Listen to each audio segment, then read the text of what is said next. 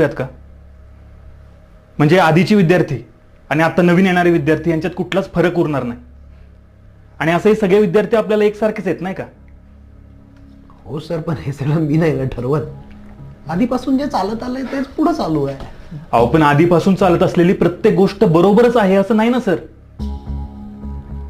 आणि आपण जर असंच चालू ठेवलं तर येणाऱ्या पिढीसमोर आपण काय आदर्श ठेवतोय?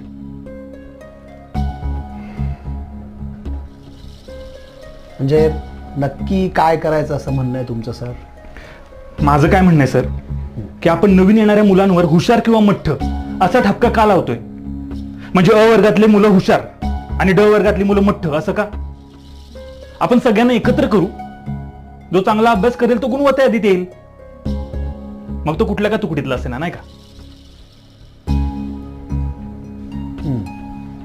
सर, आपली शाळा 5वी पासून सुरू होती.